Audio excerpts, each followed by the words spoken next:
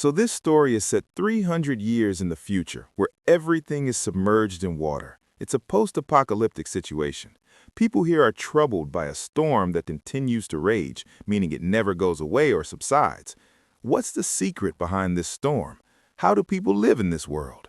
All of this is shown in a very interesting way. So at the beginning of the story, we're told that about 300 years ago, the Earth was completely submerged in water. This event is known as the Great Flood. Many people died in this flood, and the entire world changed completely. Today, there's water everywhere, but there are also some islands where people live. There's a city with the highest walls. This city's name is Argos. The people's problem isn't just water, but a storm that never ends. The storm clouds loom over the entire ocean. This is the problem.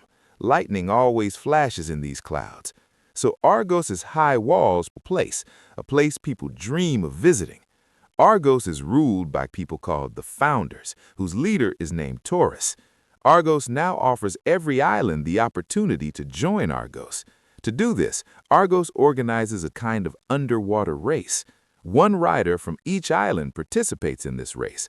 The rider whose island wins this race, along with the people of that island, is granted Argos citizenship. The people of the losing island are driven off by Argos' army, meaning the losing island is evacuated and sent to the sea. After this, Argos does some kind of excavation on those islands. It's said that once a rider named Hammerhead tried to cross a storm under the pretext of participating in the race. When he reached the middle of the storm, lightning struck him, but he was unharmed and he reached the other side. It's said that there's ample land on the other side of the storm, with all the amenities for comfortable living. But the problem is, it's impossible to cross a storm, friends. Everyone considers Hammerhead a hero. Where is Hammerhead now? No one knows this. The other founders, especially Taurus, consider Hammerhead a traitor and strive to ensure that no one attempts to cross the storm. One of these small islands is Fig Island. This time, a steam rider named Laser will participate, along with a daughter named Anna. Speaking of Laser, he deeply believes in Hammerhead's story and Hammerhead's beliefs on the other side of the storm. So he joins the race. The friends begin, and everyone has brought their own boats to compete. The race is intense, and Taurus is also watching. Now what happened in this race was that Laser was about to win, but then he crossed the finish line and started moving towards the storm. His goal wasn't to win the race, but to cross the storm. That's why he accelerated towards the storm. Lightning struck his boat. He died too, causing poor Anna great grief. The rider from Fig Island broke the rules, so Laser broke the rules and tried to go towards the storm. The founders banned Fig Island for 10 years. This meant that they wouldn't be able to participate in the race for 10 years. The other islands that lost were evacuated, and their inhabitants were sent out to sea, and huge machines are installed on their island for digging. Here on Fig Island, after the death of Anna's father, her friend Neb lives with her, helping her in every way. Speaking of him, he lives with his father and grandfather. She also wants to cross the storm and see what's out there. The scene returns to the city of Argos, where the charade of participating in a race and offering people the opportunity to travel to Argos is being played out. Taurus is discussing with his commander, Maria, why are we holding this race? Can't we attack these islands and take them over? Maria replies, no, you have an army of a few thousand men, and the people living on the islands are numerous in millions. If everyone revolts, we won't be able to face them. Taurus says, then let things continue as they are. Instead, do one more thing. Hold this race more often each year, and announce that 2 riders from each island can participate. Keep them engaged, because we need more of that life element at all costs. Actually, friends, let me tell you what happened. These founders, under the guise of a race, are digging on different islands to extract a source they call the life element. It prolongs a person's lifespan. In other words, it makes a person immortal. They neither age nor suffer from any disease. It's said that Taurus is alive today because of this life element. His age is estimated to be over 300 years, and he constantly needs the life element. One day, when a storm approached the island, Neb was very young. He was climbing a tree to observe the storm coming. Suddenly, a powerful bolt of lightning struck him. At this point, his grandfather picked him up. He cut the wood from the tree he had climbed and extracted a strange liquid. He applied it to Neb's face, and then he got back to life. And friends, this liquid is the life element that brings a person back from the dead. Neb was struck by a powerful lightning. This also gave Neb some powers, and now Neb starts seeing visions. Neb sees the time when the great flood destroyed everything in the world. Neb also keeps seeing Hammerhead, which scares him a bit. The scene returns to the city of Argos, where a tourist gives him a key.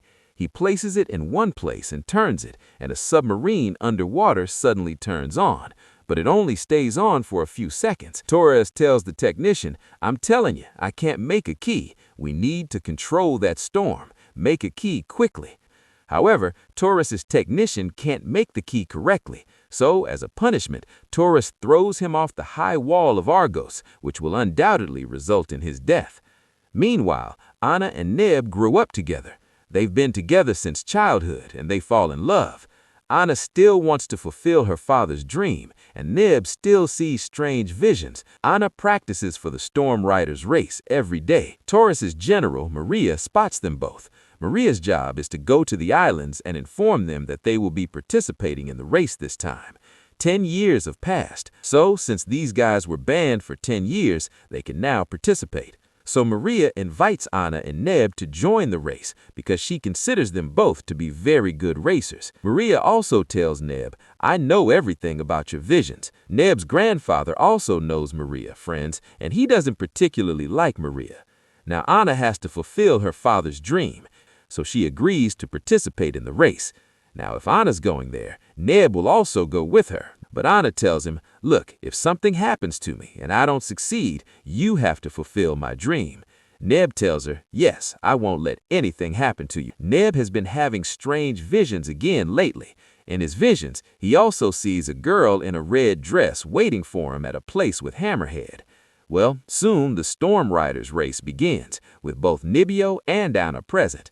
Both have upgraded their boats to be highly sophisticated enough to navigate the storm.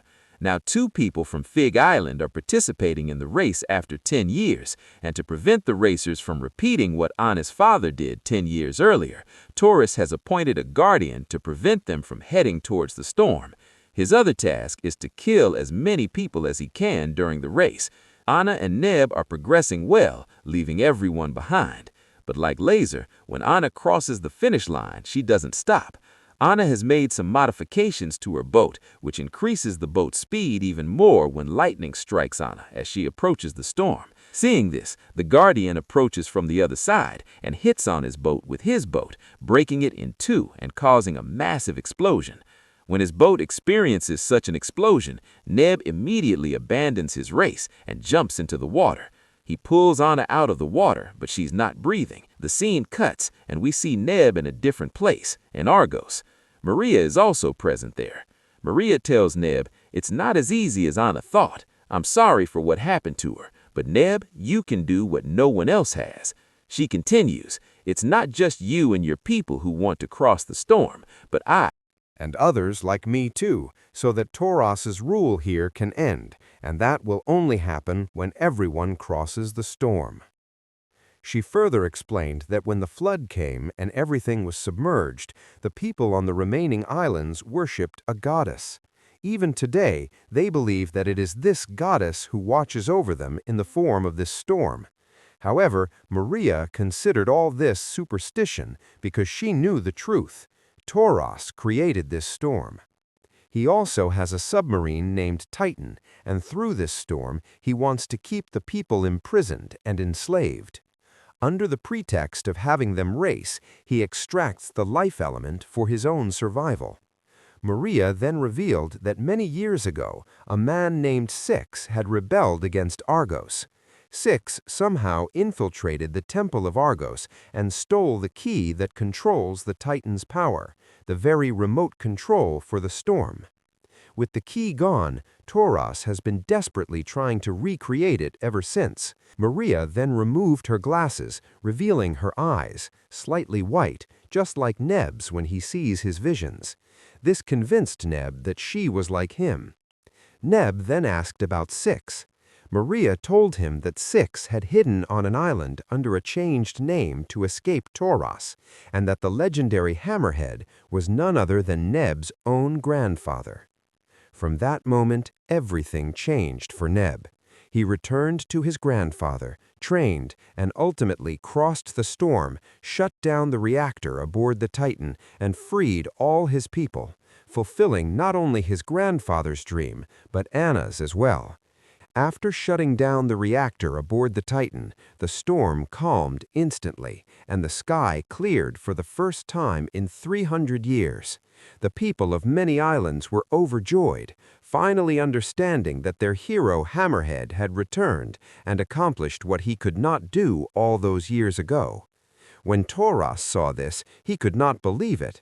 Maria told him that the truth about the founders was now out in the open and that his own people would not let him go. And sure enough, as soon as the storm cleared, Toros's own army, seeing the truth for themselves, turned against him.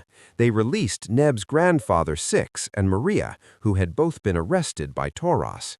The people who had been kept in the dark by Toros for so long could not bear it any longer. They attacked him. But Toros, rather than facing justice, sacrificed himself. After everything was over, Neb made his way to an island where Anna was waiting for him, dressed in a red dress, just like the girl in his visions.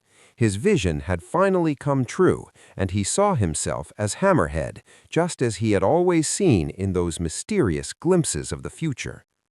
As for Anna, the movie reveals that she had been saved by Maria, who had sent her to a different island and treated her with the life element, resulting in her instant and full recovery.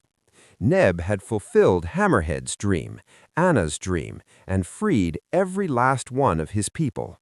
With no storm, no Toros, and no more darkness, So please, whatever. Please, I want to reach 1 million likes. So please, sarapakarai.